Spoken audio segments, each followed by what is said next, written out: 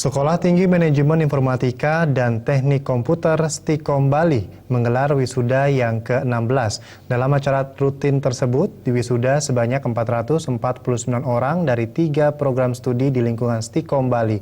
Wisuda kali ini juga dirangkaikan dengan peluncuran 10 wirausaha muda serta peluncuran website Himpunan Wirausaha Muda Stikom Bali.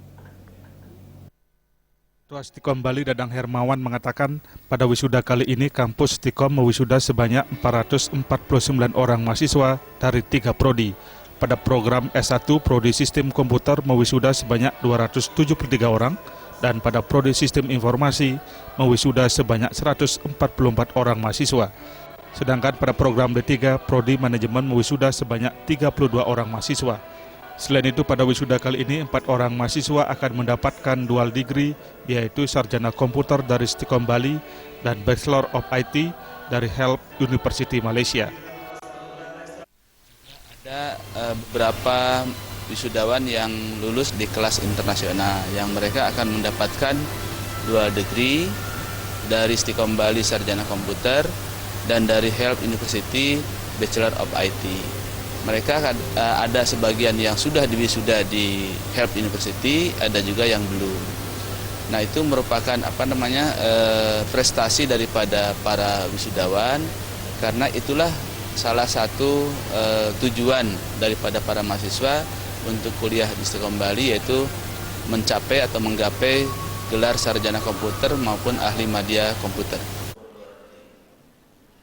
Dadang Hermawan berharap para lulusannya dapat bersaing di dunia usaha maupun menciptakan lapangan pekerjaan baru. Berbekal dari ilmu yang telah didapatkan selama mengikuti perkuliahan, mengingat perkembangan ilmu pengetahuan dan teknologi yang sangat cepat berkembang.